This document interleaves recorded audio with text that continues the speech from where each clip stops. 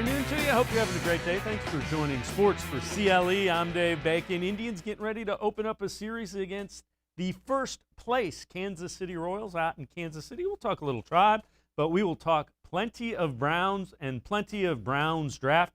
Joined by Tim Bielik a little bit later in the show. We begin by being joined by Jeff Risdon from BrownsWire.com. Jeff, we talked a little bit during the process of the draft. Now we look at it in its totality. What do you think of the Browns draft haul when we look at this one? I got to tell you, I'm pretty darn excited about what they did. Getting the two guys that they did at the top, where they got them is unbelievable for me. Yeah, and, when we look at national rankings across the board, pretty well thought of as far as how the rest of the country views the Browns draft. Only the Bears draft, and that's largely dependent because they traded up and gotten Justin Fields. But the Browns rank second in the entire NFL behind them when you take into account 19 draft analysts' grading of it. What do you make of that? Just how everybody basically is saying the Browns had one of the best drafts in the NFL. You know, it's great that you and I think that they did very well as people close to the situation, but when people that are doing this nationally and so consistent across the board loved what the Browns did, loved how Andrew Berry attacked the draft, I think that speaks volumes to how well they've really done. You know, the national perception of this draft is very positive. It's again, like you said, only the Bears did better. And I like what the Bears did too. Going up and getting Justin Fields is a brilliant move for them. The fact that the Browns outshined everybody else, that tells you the level of respect they have for how well the Browns drafted. Getting Greg Newsome at 26, who a lot of people didn't think was going to be there. Getting Owusu-Koramoah in the second round, when we weren't sure that he was going to be there at 26, getting him at 52, it's hard to argue that the Browns did anything but a stellar draft with that. And then the other thing is a lot of people made note of the fact that they needed a wide receiver with speed. And we'll talk a little bit more about Anthony Schwartz. They went out and got a wide receiver with a lot of speed. Yeah, that's for sure. He might not offer a whole lot else early on, but he certainly has the speed that they were looking for. And when you look at it, Nick Chubb has to be a guy that's thrilled about that because that will threaten guys overloading the box when you have that speed on the outside. Oh, yeah, you put Anthony Schwartz and his world-class speed on the outside. The safety can't cheat in the middle. They can't cheat up into the box to cover Chubb. And it also opens up a lot of room for Kareem Hunt catching balls out of the backfield. Makes life easier for the tight ends, Njoku and Hooper and Bryant. Their life just got easier because Anthony Schwartz is on the team. It's a very well-conceived pick, and you saw that throughout the draft. There was a plan, there was method to the madness for Berry. Every player has a distinct fit. I mean, even the late-round guys that might not play a lot. Tony Fields is going to play a lot on special teams. You know, the seventh-round pick, Felton, he's got a shot to win the return job right away. So even though there weren't necessarily job openings for them on the offense or defense, Berry still found a way to get useful guys that can play right away, and that just reinforces that the low end of the grade. Nearly everybody gave them an A, and that's fairly rare. If you look across some of the draft grades and the composite that's out there of all the people that did it, there's usually B's. There's occasionally a C sprinkled in, but for the Browns, it was almost straight A's across the board. That's a very rare phenomenon. Well, and you mentioned it was almost. So the Russian judge for the Browns as far as the draft goes, Mel Kiper Jr. He gave him a B, and his rationale was edge rusher was the biggest need, and they didn't address it. I don't know how. I get where he's going, but I don't know that it was the biggest need. Yeah, I don't either, and it would have been a forced pick where they took would you rather have an edge rusher? Would you have Greg Newsome? I'd rather have Greg Newsome playing cornerback with the cornerback that they need. I would argue, especially after free agency and getting Clowney and McKinley, yes, edge is certainly a long-term need, and they did not address that. Mel's not wrong in that aspect, but I think the more pressing need to win games in 2021 was cornerback. And the fact that they got a guy in the second round, Owusu-Koramoah, who can play that safety role. He can play the hybrid linebacker role. He can rush the passer if you ever ask him to. He can play. He can be the one linebacker that's on the field in Joe Wood's dream 4-1-6 defense. Getting a guy like that where they got him. Again, Mel's not wrong. They didn't address edge. They still sort of need one for the long term, but they didn't have to have it right away. The things that they had to have to make the defense work, they got. So, I'll respectfully disagree with Mel on that. I generally like Mel. Yeah. I know it's sort of cliche in the industry to like him. I do. He's a good guy. He's been personally helpful to me, so I'm not going to say anything bad about him, but sometimes his priorities get a little out of whack. Yeah, no, and I get where he's going with that, but the edge rushers that were available were, even this year, they were kind of the island of misfit edge rushers. This one had a knee issue. This one had concussion issues. This one, you weren't quite sure if he was big enough. There just wasn't a guy that you looked at and said, boy, he projects well, and they were all risky picks without the really high-end reward. Yeah, I can see his point maybe for a day 3 guy that has a lot of athletic upside, but those guys sort of went earlier than they thought. I'll use a guy like Malcolm Kuntz out of Buffalo as an example. This was a guy that a lot of people projected for the Browns actually in number 257, which they traded out of, but at the very end of the draft, and he wound up going in the 5th round. So there was a bit of a run on those guys in the middle of day 3 that sort of prevented the Browns from ever even addressing it at that point if they wanted to. Yeah, and that gives you an indication just that there wasn't a lot of depth to it, and they were all risky picks. Now, Todd McShay, also from ESPN, went with his favorite picks for each 32 teams. His favorite pick for the Browns, Jeremiah Owusu-Koramoah, and I like that one too. It's hard not to. Again, this was the guy we weren't sure that he was going to be there at 26. The fact that they got him around later and gave up very, very little in terms of draft capital to move up and get him from 56 to 52. It's an absolute coup for Andrew Berry, for Paul DePodesta, for the Browns team, getting a guy who's going to start right away. I presume he's going to start right away as the inside backer he's so good in coverage. He effectively played slot corner for Notre Dame for a lot. If you want to go back into Browns draft pantheon a little bit, he plays the role that Jabril Peppers played at Michigan quite well before Greg Williams decided that Jabril Peppers was better off suited, playing safety and mentor instead of in First Energy Stadium. He can play that role too, sort of the overhang safety, a box safety role. At 225 pounds, he can do that. He can run as fast as any of the safeties. He can run down running backs, tight ends, stay with them in coverage, slot receivers. He can do all those things that you expect a good box, big safety to do. And he also plays linebacker really darn well. It's a major score getting him where they did. Yeah, and it fits right into what Joe Woods wants to do. Now, Pro Football Focus, analytics-driven, ranks the Browns draft with an A+. Does that surprise you at all? What does that tell you when an analytics-driven website says, yeah, you knocked it out? Yeah, it's not surprising that the analytics guys there like what the Browns do. The Browns were at the forefront of the analytical movement, so it sort of reinforces what Pro Football Focus is trying to sell. You have to include that caveat in when you're talking about how they feel about the Browns, but absolutely, the guys that they took all grade very well for Pro Football Focus in that they do things very well for their position, but they also don't do things poorly at their positions. And that's where Pro Football Focus really gets players, is when they have a flaw in their game and it keeps getting exposed by the opponent. That's what drives the grades really down. You don't see that with any of the guys on the Browns that they took. Owusu-Koramoah has some tackling issues. He's a guy who loves to hit, but doesn't always wrap up and sink his weight and get the guy to the ground. But that's a minor quibble for all that he does offer. Anthony Schwartz, tremendous speed on the outside, doesn't always track the ball all that well and isn't all that great after the catch for being a guy with his speed. But those are minor quibbles in for what they're getting in value for him. Even a guy like Tony Fields, the 5th round pick, guy's going to play linebacker. He's not a great tackler either. He's a guy who will wind up and occasionally be in the wrong hole at the wrong time.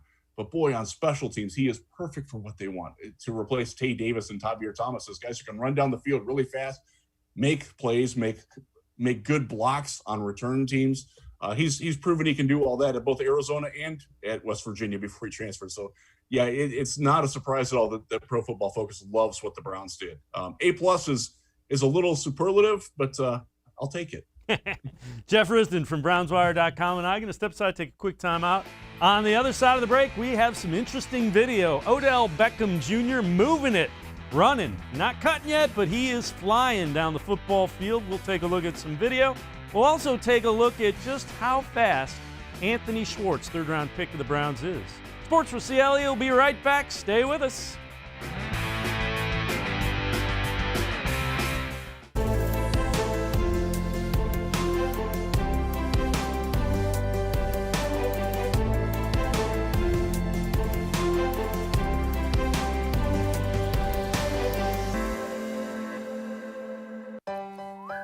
Life is starting to get back on track, and you can too. If you or your family have experienced financial hardship as a result of COVID-19, Tri-C can help with full tuition assistance. Safely get the in-demand degree or training you need with online and on-campus classes. Go to tric-edu to check out our programs and resources. So, what are you waiting for? Register now for summer classes. Tri-C is where futures begin. When it comes to selling you a mattress, most retailers are handing you a long line of extra steps that drive up costs and create confusion. At the Original Mattress Factory, we simplify the mattress shopping experience by building mattresses and box springs in our own local factories and selling them direct to you. It's short, sweet, and simply makes sense. So experience more than just the mattress store. Experience an original, the Original Mattress Factory.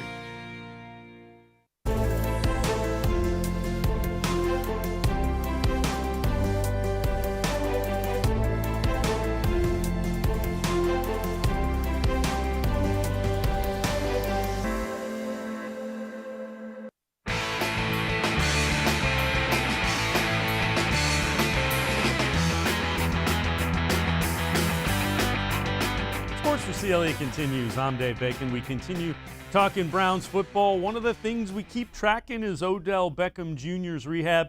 Take a look at something Des Bryant posted on Twitter, and it is pretty impressive. This is Odell taking off and running, and looks like he's moving pretty good. I realize he's not cutting yet, but that is a beautiful, beautiful sight if you are a Browns fan. And, Jeff, when you look at that, you can see some of the burst and some of the acceleration as Odell is just running some sprints. That is a very, very good thing to see for the Browns. Oh, I love it. It's nice to see him out there working, proud of his work. He's always the guy who's going to let you know how he's doing. That's what he does.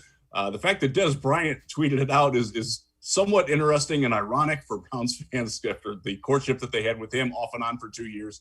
But, yeah, it's great to see Odell getting back. He looks like he's at full speed. He posted running on a treadmill not too long ago either. Yeah, you're right. He still isn't cutting. He probably is not to that point yet. But, again, it's May. He's still got another couple of months before training camp starts. He's clearly progressing where he needs to progress to get back on the field for week 1 and into the starting lineup at the outside wide receiver where the Cleveland Browns desperately need his – look, Jarvis Landry's a great receiver. And Rashard Higgins is really good, and we're going to talk about a guy who brings a new dimension in Anthony Schwartz. And I like Donovan Peoples-Jones too. But the alpha dog is Odell Beckham. He can do things that nobody else can do, and he offers things that the Browns need on offense if they want to hit their full potential. Yeah, without question. And you know, they will be back. You can tell he's motivated to get back. Just the work ethic has been outstanding. So we've mentioned Anthony Schwartz. That is a guy from Auburn, third-round pick. Take a look at his Instagram. Already out there. Fastest man alive in his number 10 jersey for the Browns. Says he can't wait to put that on. And the fastest man alive, take a look at this. Penn relays. Back in 2019, he is running for Auburn, and he's bottom right of the screen in the white. He's actually the third lane from the right. And they say he finishes second in this one. But again, it's the Penn relays, and you see his time, 10.25 in the 100 meters. You know, if you're running in the Penn relays, you're pretty fast. So they got some speed. with Anthony Schwartz. Yeah, I won't say that I know much about track, but I do know the Penn relays, which tells you how important that they are. And he's moving at 10.25. I know that when he was in a younger age group, I believe when he was 15, he set the world record in the 100 for his age group. That's impressive. So he's not making things up when he posts that shirt. He might literally be the fastest man alive. He ran the 40-yard dash in 4.24 seconds. Look, he can fly. There is no doubt about it. He's got very impressive speed. What I like about him is that it's not just straight line track speed, though. Obviously, he has that. But he showed at Auburn that he does have a little bit of wiggle to his game. He's not just a track guy out there playing football. He does have some football ability, too. But obviously, the track speed is what attracts attention. And bravo for him for cashing in on it. Those shirts are pretty sweet, too. Yeah, I like him a lot. The other thing that we have seen is, or have heard, he is already working out with Jarvis Landry in Florida, and the knock against him was he needs to become a better route runner. If you want to become a better route runner, Jarvis Landry's a pretty good guy to pick his mind. Yeah, Juice is the right guy to go for that. He's from Miami. We've seen the Browns all working down there in Miami. Baker's down there with the receivers. We talked about that last week. He can slide right into that group. It's a great fit for him, and a very smart pick here. There's the conceptualization with the top 4 wide receivers effectively already in place. Adding a guy like Schwartz, he doesn't have to come in and be trusted to be a major contributor right away. But boy, if he can come in and give you, 8 to 12 reps a game where he's running down the field and impacting the safeties and what they have to do and changing the defense and opening things up, that's a great way for a guy who might only catch 10 passes this year to really impact the team. That's a very smart pick. I love it. And I am looking forward to watching him win any and all foot races with any comers. That's going to be fun to do when training camp comes around, because that happens. If you haven't ever been out to training camp, they love to do those sorts of things. And you better believe that the competitiveness that's going on, Schwartz is going to take on all comers for that. Well, the other thing is think of the way the Chiefs used Tyreek Hill. And if he develops a little bit, probably isn't there right now, if he develops a little bit of route running savvy, that's the way you use him. Absolutely. And remember, Baker Mayfield has the longest throw from scrimmage in the NFL last year. People knock his arm. They're wrong. He's got a very strong arm. It takes him a little bit of effort in his body torque to get it there. But, boy, he can really uncork it. And if you just, hey, go deep, that's not really the Kevin Stefanski playbook.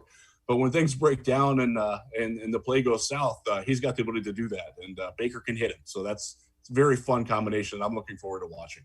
So the NFL.com issued a post-draft rankings.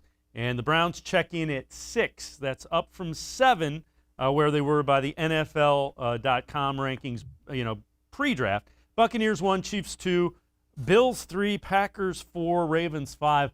I think you're kind of splitting hairs between 3, 4, 5, and the Browns at 6. And even the Chiefs, you can make a case that offensive line is still not quite where it normally would be. Yeah, they've made some moves. You got to give the Super Bowl and the defending conference champions, you got to give them their credit. They belong 1 and 2 until somebody knocks them off. But the Browns can absolutely knock them off. They certainly belong in the next grouping. I won't argue that they need to be above the Bills, because I think Buffalo proved quite a bit of things last year, and that's a team that's returning relatively intact too. It's easy to root for how they've progressed and are taking over the AFC East, and I think they're going to be right there too. But for the Browns, I don't know how you can put Baltimore ahead of them, quite honestly. With what Baltimore lost this offseason, their draft class isn't as touted. They did okay. They didn't do poorly, but I like what Cleveland has done this offseason, both in free agency and the draft better. They were right there with them last season. Obviously, Baltimore gets benefit of the doubt for being so good for so long, and Cleveland doesn't have that yet. But I would take the Browns roster and the coaching staff over what I see from Baltimore. And that's no disrespect intended to John Harbaugh, who I think is a fantastic coach. And I don't want to discredit anything that Baltimore has done, but I like what the Browns are doing, Dave. My heart is with them. They're the team with the higher arrow pointing up. They have the higher ceiling of the teams that are in that group. Yeah, I would agree. And even and I get it, the Buccaneers won a Super Bowl, but if Tom Brady all of a sudden, isn't quite as dominant as he was, is that really a better roster than the Browns? I mean, it is, because Tom Brady's Tom Brady. Yeah, and they're bringing all their starters back too. They have a very good team. The one that I would question is Green Bay, with what's going on with all the drama with Aaron Rodgers there right now. Who knows what's going to happen with the Packers? They could be primed for a very precipitous fall, because if they think that Jordan Love is going to step in and do what Aaron Rodgers did, even in the future, they've got some serious issues there. It's very strange to watch such a storied organization go through the trauma that they're going through. It's nice that it's not Cleveland for a change. Agreed, 100%. Leave especially the quarterback drama, without question. Yeah, y'all can have that. we had it for about 20 years, so we're good. Yeah, Jeff, more than enough of that. Jeff Risdon from BrownsWire.com and I are going to step aside, take a quick timeout. On the other side of the break, we'll take a look at some of the undrafted free agents that the Browns have agreed to terms to. We'll also talk about Andrew Berry and the job he's done. Sports4CLE will be right back. Stay with us.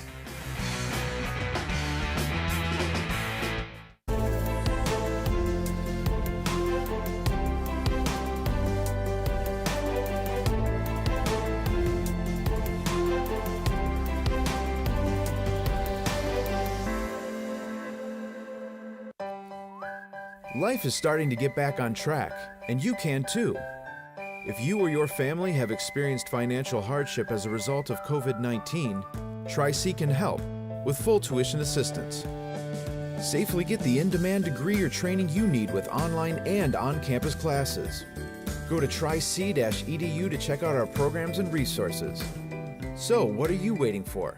Register now for summer classes. Tri-C is where futures begin.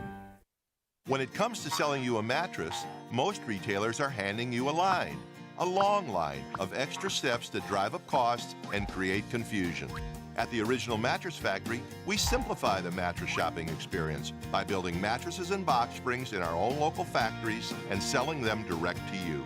It's short, sweet, and simply makes sense. So experience more than just a mattress store. Experience an original, the Original Mattress Factory.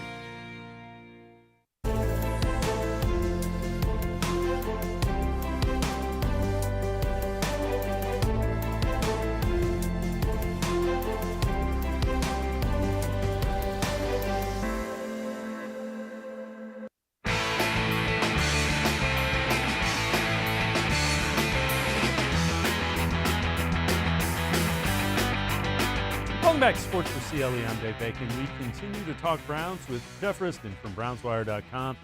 Jeff, Browns have already announced a couple of free agents that they have signed. One of them, a guy you thought they might draft in Marvin Wilson from Florida State. Take us through that, how quickly they pounced on him and what you like about him. Yeah, so this was a guy that if you go back to the predominant or the crazy early mock drafts that come out, and there's some out for next year already. I haven't had to write one yet, thankfully, but when they came out at this time last year, Marvin Wilson was a name that you saw in the first round in some of those, and he wound up going undrafted. He's out of Florida State. He's a run-stuffing defensive tackle. Earlier in his Florida State career, he also showed a little bit of pass rush juice, but he's been hurt a lot, and it really impacted his game. He just didn't look like the same player that he was early in his career, especially this past season. He's a guy that you're taking in hopes that he can recapture the former greatness that he had, because this was a prominent recruit. This was a guy that had a lot going for him, and it just didn't.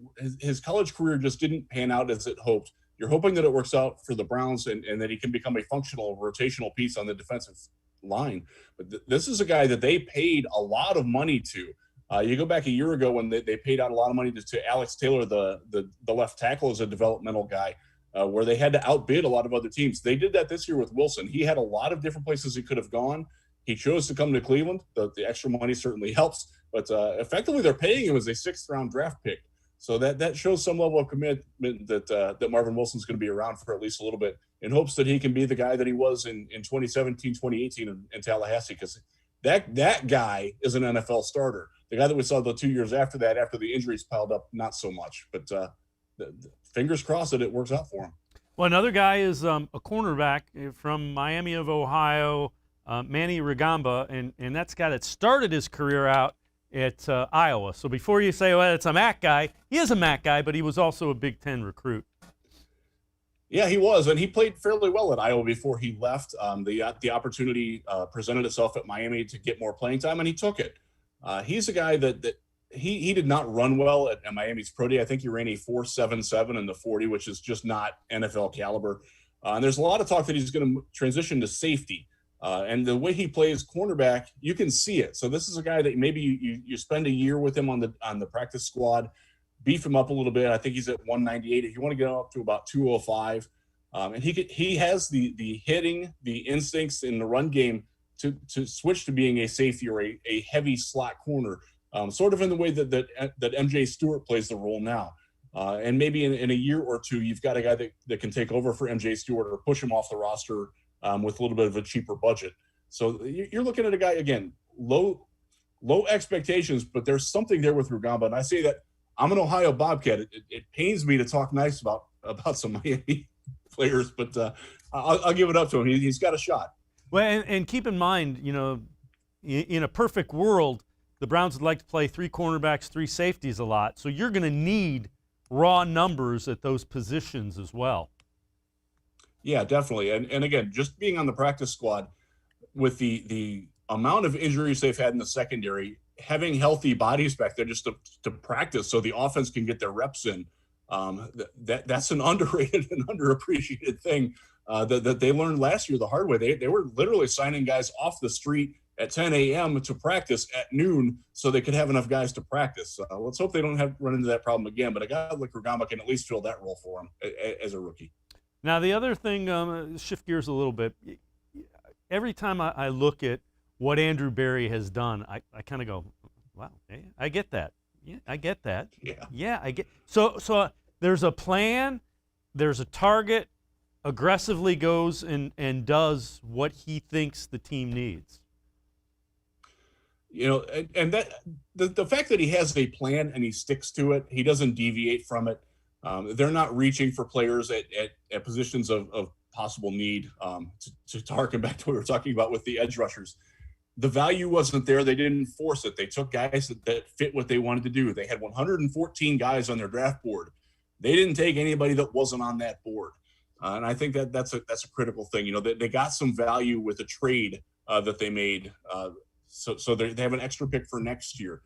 There's always method to the madness with Andrew Berry. And for those of us who've been around this team a long time, there's an unbelievable appreciation for that level of detail and commitment and thought process, because we've all suffered way too long through regimes that they were either forcing it too much, or they were so worried that they were going to get pushed out that they panicked and made decisions that weren't good for the long haul. You just don't get that feeling with Andrew Berry. That all the ducks are always in a row with Berry, and that as somebody who's covered the Browns for too long and covered some other bad football teams along the way, it's so nice to see when a team gets it right after getting it wrong for so long. And the Browns clearly got it right with Andrew Berry. Sure looks like they got it right with Kevin Stefanski, the reigning coach of the year. It's a great time to be a Cleveland Browns fan, and it's a great time to celebrate being with all the greatness. They come out of a draft weekend. I was in Cleveland draft weekend. I tucked the press pass away and wandered around in the cold and the rain on Thursday and just talked to people. Everybody's so excited about being in Cleveland and what the Browns are building. And this time it's real. And I think there should be a very good appreciation for that around Northeast Ohio. Before I let you go, Sheldon Richardson still out there. Do you think the longer he stays out there, the more likely it is he comes back? Because clearly the way he's not coming back is if he gets more money. Absolutely. And it doesn't sound there's been no talk about Sheldon Richardson signing anywhere else. That portends very well for the Browns. If he wants to come back, they would certainly take him back. I think both Berry and Stefanski made it clear, and Sheldon himself did not close that door. So it wouldn't surprise me at all if he winds up coming back to Cleveland, and that would be a very good thing because that guy can still play. I know that they've tried to replace him, but what he offers is higher end than anything they've replaced him with. Yeah, and again, if you get him back, it's another really good football player that you just added to this roster. Yeah, and he's been around long enough. He's been in enough places. He understands the business side of it. It was a business transaction. It was nothing personal. He's not going to take it that way, and that's why I hope that he will be back. And I think there's a fairly good chance that he will wind up coming back to Cleveland. Jeff Risdon from BrownsWire.com. As always, thanks so much for the time and the insight. Remember, you want to read Jeff, BrownsWire.com has some really good stuff. Jeff, thanks so much for the time. Thank you. All right. And we're going to step aside, switch gears just a little bit. We're going to talk Indians getting ready to open up a series in Kansas City against the Kansas City Royals, who are calling up a guy that will make his major league debut tonight. We'll have more on that, plus a little bit later in the show, Tim Bielik, Sports4CLE. We're talking Tribe when we return. Stay with us.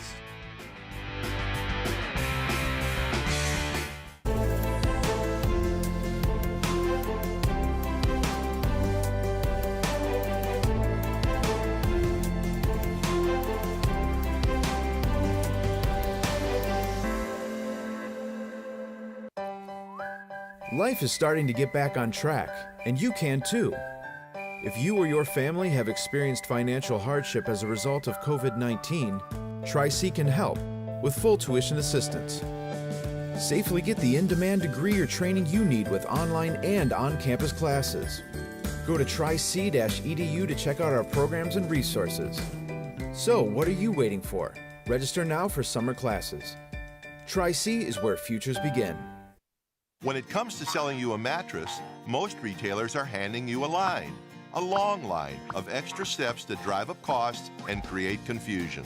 At the Original Mattress Factory, we simplify the mattress shopping experience by building mattresses and box springs in our own local factories and selling them direct to you. It's short, sweet, and simply makes sense. So experience more than just the mattress store. Experience an original, the Original Mattress Factory.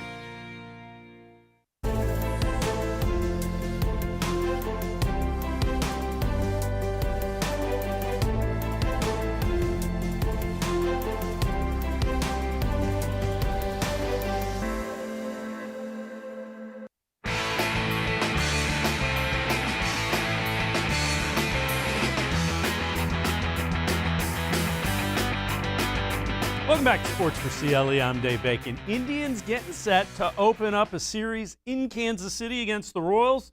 8 o'clock will be the first pitch. Indians 3 games behind the Royals, who are in first place in the Central at the start of the night. Aaron Savalier will get the start for the Tribe, and the Royals are calling up Daniel Lynch. He'll be making his major league debut. Lynch has not pitched above high A. He is the Royals' second highest ranked prospect, 24th highest ranked prospect in all of baseball, according to MLB.com. He will be making his major league debut against the Indians, 8 o'clock in Kansas City tonight. Now, yesterday, the Indians took a series against Chicago in the White Sox home park. Zach Plesac got the win. He's 2-3. Indians beat the White Sox 5-0 to take that series. Plesac rebounded from a couple of tough outings against the White Sox in his starts 2 and 3 times ago. He had a really tough time, went 2/3 of an inning, gave up 6 runs against Chicago, and also took a loss after that his next time in the rotation. Came back and beat the White Sox, went 5 2/3 innings. Plesac kind of gutted it out and really impressed his manager, Terry Francona. He's found some things that he's working on, and Francona and the Indians thinks Plesac's headed in the right direction. Above all else, I thought he competed his rear end off. We got in the 3rd inning, and we had, 2 outs? I think he had an 0-2 count, end up walking. And then the same thing to the next hitter, and that hit Abreu, but got out of it. But that really, it probably cost him an inning of the game. But he competed like crazy. I just thought that was what's really stuck out to me more than anything today. I'm working every day. I'm trying to, make myself better any way I can. I know there's little adjustments to make. I think there's still more in the tank, man. I think I can really start taking this thing up and really, really take this to another level.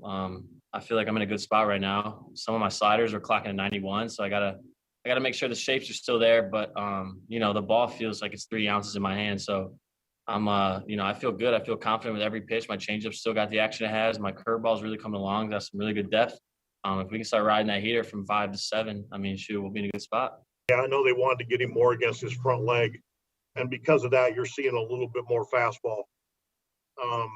And he's got a terrific changeup to go with it. And his breaking ball, he's starting to at least land it in spots where he's comfortable. And as that progresses, you'll start to see, I think, the shape of that become better too.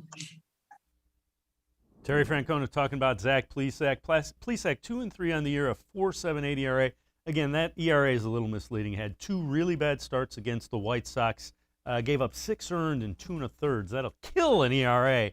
But he has rebounded nicely, and hopefully Indians have him headed in the right direction. Now, one thing that has been really good all season long has been the Indians' bullpen. You've got Karinchak and Clase in the 8th and 9th innings, and that has been as good as it gets, and the starters know it. It's a blessing, It's good morning, good afternoon, and good night back there in the back end. If my job is to get as deep as I can, but whenever it's time for me to come out of that game, we got weapons. We got more than just them. We got a full depth chart of guys out there that are ready to go. So our bullpen's, I think, premier, top in the league. So it's just a blessing to have those guys coming after us for sure. Zach Plesac talking about the Indians bullpen again. They open up a series with the Kansas City Royals. They're chasing them in the Central. Royals a 3-game lead. They'll get that series underway in Kansas City, 8 o'clock tonight. Want to remind you, 216-200-6650 for the voicemail of Truth and Reason. And we're going to check in. We've got a couple of voicemail and Truth and Reasons. Let's listen in. Dave, now that the draft is over and free agency almost complete, it is time for Coach Stefanski and the other coaches to mold the Cleveland Browns into a team to be feared by all other teams in the NFL. So when opposing teams look at their schedule and see they have to play the Browns, they know they have a lot of work ahead of them. Stefanski needs to mold the offense into a dominant offense, both running and passing, that can score anytime and anywhere on the field, and a defense that is dominating either in the pass rush, knocking down, or intercepting passes, and especially great tackling technique. A true all-around team headed to the Super Bowl and winning it all. All right, that was Ron Byer from the voicemail of Truth and Reason, and let's hope so, Ron. I like what they've done. I like the coaching staff. Key is going to be, can the Browns stay healthy? One more, Troy Kozlowski with the voicemail of Truth and Reason. Take it away, Troy. Hello. I just wanted to thank you guys, for everything you do, program you put on, for the Browns, Sports4CLE. You guys do a terrific job. You're my favorite, broadcasters when it comes to sports. If I turn on, NFL Network or First Take or Undisputed, the national shows that talk sports, even Good Morning Football. I mean, they're all good, but, they trash the Browns a lot, especially Stephen A. Smith. I can't stand that guy. He's a moron. Just wanted to say, keep up the good work. I appreciate everything you guys do. Go Browns. Super Bowl 55 is ours for the taking. This is Troy Kozlowski signing out. Dog check. Woof, woof. I love it. Thanks, Troy. We appreciate it, and keep watching. And again, 216-200-6650 for the voicemail of Truth and Reason. Comments always welcome. We will get to them in the show as well. We're going to step aside, take a quick time out. Tim Bielik has graded the draft. He will join us. Sports4CLE will continue talking Browns draft with Tim Bielik. Stay with us.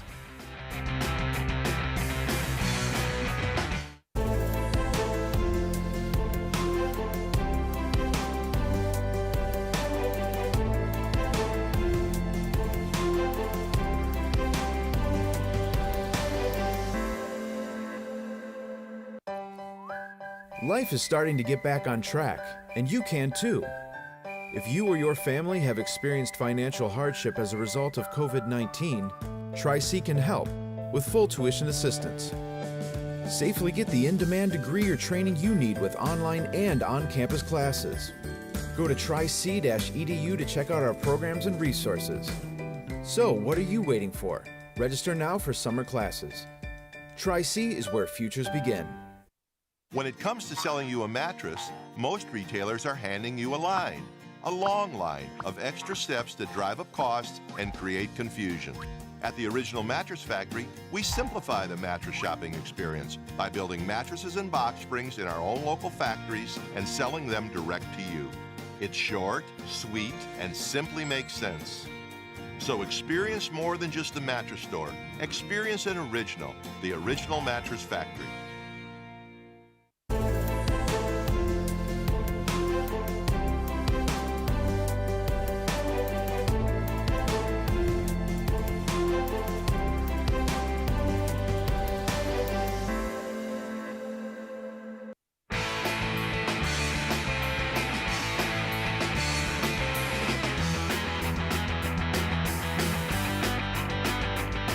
Welcome back to Sports for CLE. I'm Dave Bacon. The Browns have signed another defensive tackle. Malik McDowell was a second-round pick in 2017.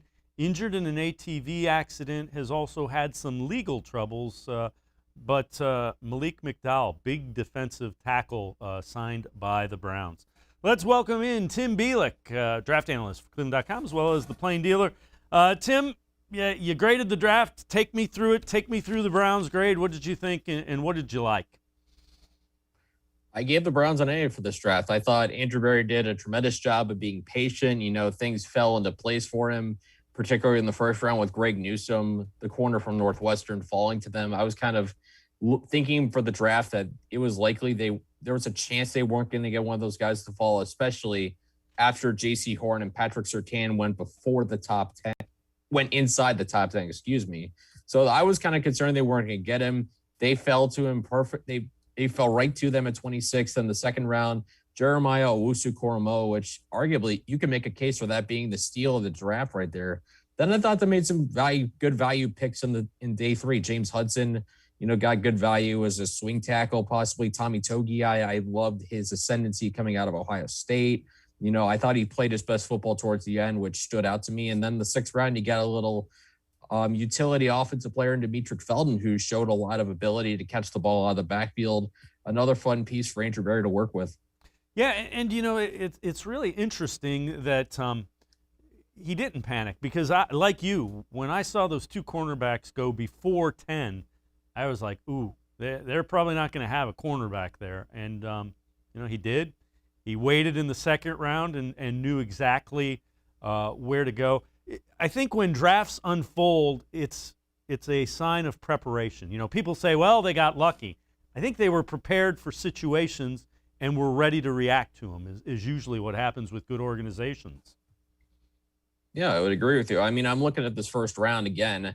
After Pat Surtain went, you got a handful of offensive linemen go. The Jets trading up for Elijah Vera-Tucker. Good pick, although certainly one I didn't expect. Jalen Phillips went in the top 20. Jamin Davis won the top 20. Zayvon Collins in the top 20. Alex Leatherwood to the Raiders, I thought was one of the biggest shockers to me of the draft. It tells you how good most of the teams did. And those kind of things had to happen for someone like Newsome to fall to 26. And sometimes in drafts, like you said, you can do all the preparation you want, but sometimes you got to have a little luck, I think, to get the guy you want. In the Browns case, it seemed like they got the luck they needed to get Greg Newsome to fall to them. What's your favorite pick? As you look at the Browns pick, which one do you really like that they made, and why do you like that? Jeremiah Owusu-Koramoah in the second round. Like I said, that's one of the steals of the draft. And I'm sitting here, it's Monday afternoon. I'm still not sure how he fell to them. I mean, when you look at everything he does on the field, he's a top 20 talent. There's no question about it. Consensus top 20 by so many other rankings that you look at. I'm trying to figure out why exactly he fell.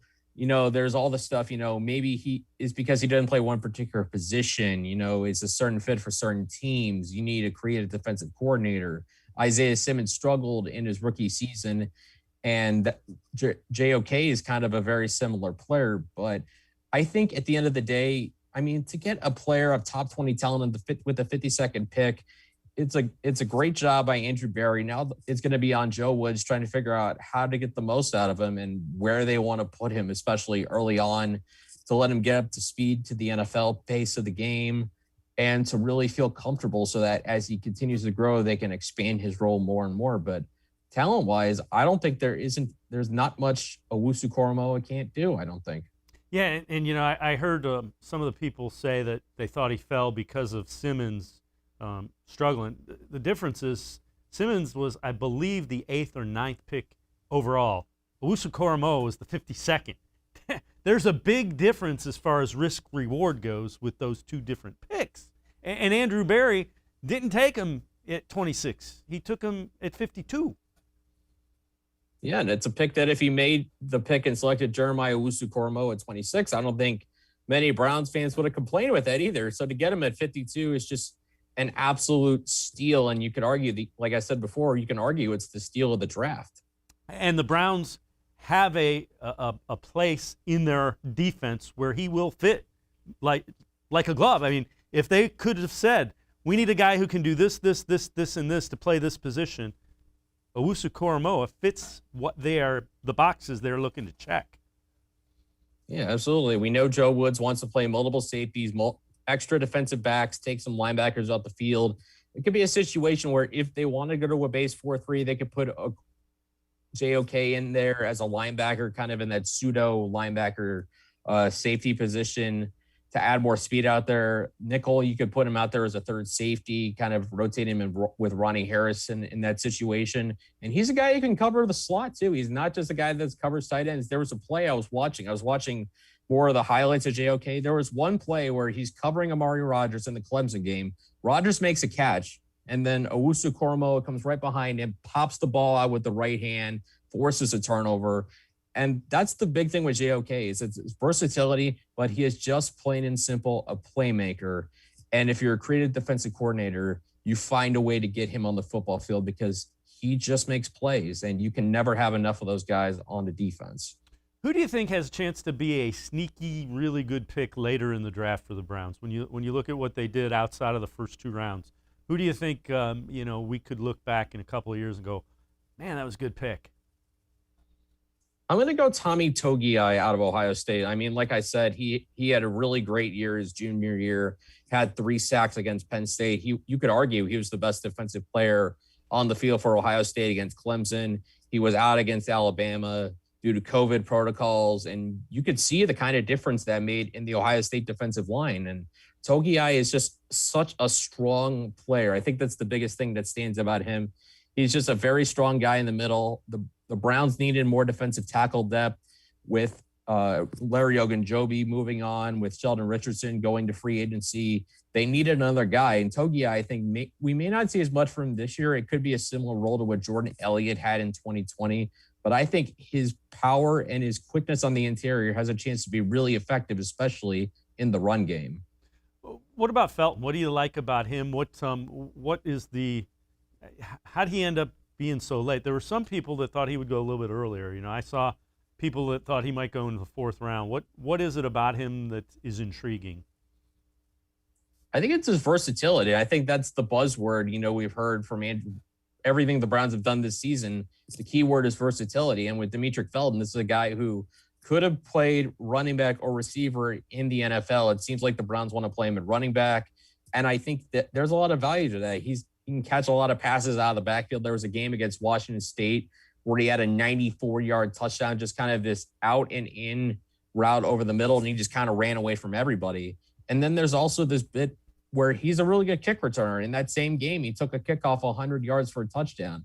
Maybe he fell because he didn't test really well at his pro day. I think he just didn't put up the numbers you expect.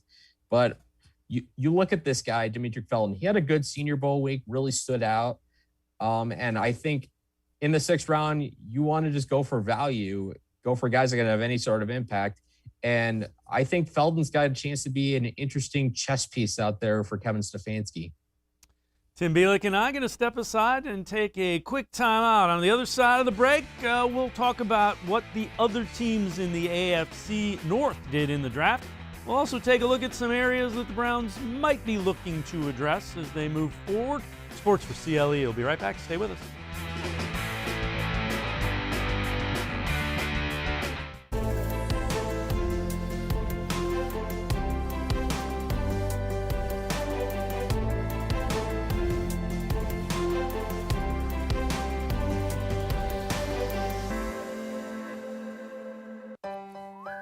Life is starting to get back on track, and you can too. If you or your family have experienced financial hardship as a result of COVID-19, Tri-C can help with full tuition assistance. Safely get the in-demand degree or training you need with online and on-campus classes. Go to tric-edu to check out our programs and resources. So, what are you waiting for? Register now for summer classes. Tri-C is where futures begin. When it comes to selling you a mattress, most retailers are handing you a line. A long line of extra steps that drive up costs and create confusion. At the Original Mattress Factory, we simplify the mattress shopping experience by building mattresses and box springs in our own local factories and selling them direct to you. It's short, sweet, and simply makes sense. So experience more than just the mattress store. Experience an original, the Original Mattress Factory.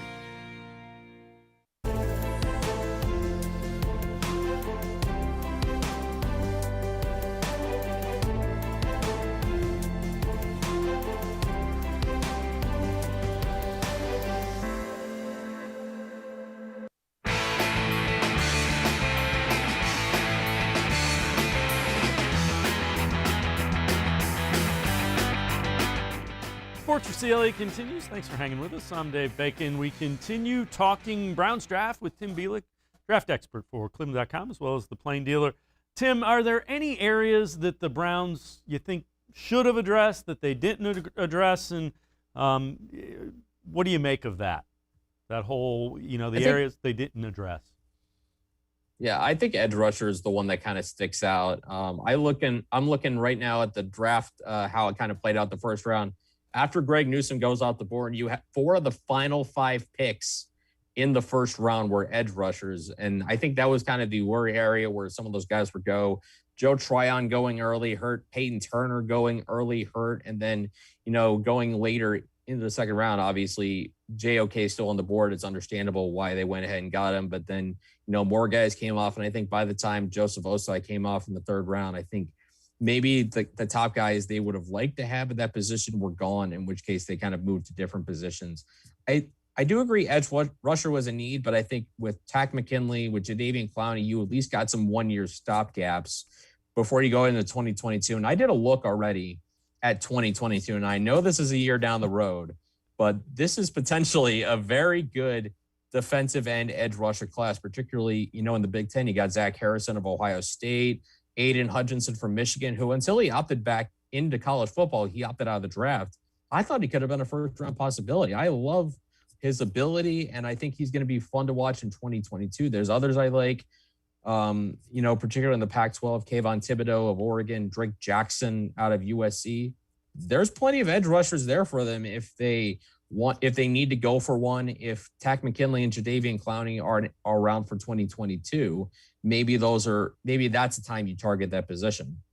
Yeah, and the other thing is we had talked about the edge rushers that were in that draft in 2021, the one that was just completed, not the one you were previewing. They all had some sort of issue. Ojulari had a knee issue then that came up late, and there were other guys that didn't. He's too heavy. He can't put on the weight. He can't bend. There wasn't a guy that really kind of jumped out, and all of them had some warts, if you will, that probably didn't make him as appealing as Newsome and JOK were. Yeah, that's definitely true. I mean, none of these guys went top 15. It's rare when you don't have a pass rusher go that high, especially considering the premium that's on that position. But you're right. I mean, there's a question mark with each of these guys. And just considering maybe more sure things at corner, I wonder who they would have gone for if JOK doesn't fall to 52 and then the Browns trade out. But do they go for the edge there? Do they go for Joseph Osai and really fill out the position? So I think it's just kind of how it fell out. Again, it's hard to say no to defensive playmakers at positions of need like Newsome and JOK. It's hard to say no to those guys, but I think an edge rusher would have been a really good way to complete this class. Yeah, and we're talking about a guy that's probably 4th in the rotation, so that'll tell you how far the roster has advanced. We're nitpicking with a guy that would play behind 3 other edge rushers. Let's take a look at how you graded the rest of the AFC. We'll start with the Ravens, the AFC North rather. How'd you grade the Ravens? The Ravens, I gave them a B+ in this draft. Now, obviously, I thought they had a pretty good first round, getting Rashad Bateman at 27, Jason Owe at 31. I thought it wasn't a spectacular day, but it was a good day. Day 3, I thought they absolutely nailed Tylan Wallace, Sean Wade, Dalen Hayes, Ben Mason. They had a great day 3. I think day 2 was one of the question marks for me. And Brandon Stevens in particular, pick number 104. This was a guy I had about 240 on my top 300. So I thought that was a huge reach. You know, it was a good draft. I'm not going to say it was a great draft, but they certainly got a lot of needs filled. You know, they needed a more physical receiver to play opposite Hollywood Brown. They got that in Bateman. They needed a more pass rushing depth. They got that in Owe. Wade was a steal. I think Tylan Wallace is going to be very fun to watch from a Baltimore perspective in that 4th round. So it was a pretty solid weekend for the Ravens. Not as good as 2020, but still not a bad weekend whatsoever. Yeah, they seem to nail it from the 3rd round on in the draft, and I think the Browns are going to start getting that way because they know what type of player they're looking for. Let's talk a little bit about the Steelers. How'd you grade them? Steelers, I actually gave them the lowest grade in the division. I gave them a B, and it's not so much about who they took. I mean, I think Najee Harris is going to be a pain for the Browns for the next 5 years. I think he's that good. But their biggest need by far was the offensive line, and they did not address that until the 87th pick with Kendrick Green, the interior lineman from Illinois, who's probably going to be a center. They took another lineman in the 4th round, Dan Moore from Texas A&M. I thought they waited too long to address the position. They went for another tight end and Pat Freiermuth in the 2nd. I liked Freiermuth, even though he's had some injury issues. But I think going for a 2nd tight end when you could have taken a tackle there, I know there were some decent guys still on the board in that area, but I just look at those needs. You know, they had to fix that offensive line. Marquise Pouncey was retiring. You lost one of your tackles already gone to free agency. The other, Alejandro Villanueva, might still be gone. He might sign somewhere else. You have to find a way to protect your quarterback, well, no matter who it's going to be, because I know Ben Roethlisberger is not getting any younger. I don't know how many more years he's got, but this was a big missed opportunity for them. Now, Najee Harris can certainly be a Pro Bowler. We know there's success in drafting skill players, but again, a missed opportunity knocks this grade down for me. Yeah, and again, you know, offensive line, they've been known for that for a long, long time. We'll wrap it up with your grade for the Cincinnati Bengals. What'd you think of the Bengals draft? I gave them a B+. You know, I was originally critical of the Jamar Chase selection. I actually texted one of my college roommates who is a Bengals fan. He said he wanted Chase over Sewell because, quote, this is a quote from him, Sewell has T-Rex arms. Now, I kind of disagree with the assessment. I would have gone Sewell because I don't know if you can have too many good offensive linemen to protect Joe Burrow after what happened against Washington. But I do give the Bengals credit for turning around and really hammering away at offensive line depth. Jackson Carman in the 2nd round looks like he's going to be an interior guy. Deontay Smith from East Carolina, developmental prospect at tackle. Trey Hill, the center, probably needs a little time as well, but more depth over there. Chase, of course, adds another great receiver to Tyler Boyd and T. Higgins and gives them another number 1 after A.J. Green left in free agency. Joseph Osai went to the Bengals. I think he's got a good chance to replace some of what they lost in Carlos Dunlap getting older. Obviously, this was a draft where they wanted it to bolster the line, and they really made an emphasis of that. So they did a good job after day 1 of having a plan in place. It seemed like they did have a plan, which was important. You kind of had to wait to see it unfold. It didn't look great early on, but I liked how they finished. Tim Bielik, draft expert for cleveland.com, as well as the Plain Dealer. As always, appreciate the time and the insight. Appreciate it. Thanks, Tim. You got it. All right, Tim Bielik, draft analyst. And he mentioned Jackson Carman. That's a guy that's coming home. He's from Fairfield High School, Clemson, and he's now with the Cincinnati Bengals.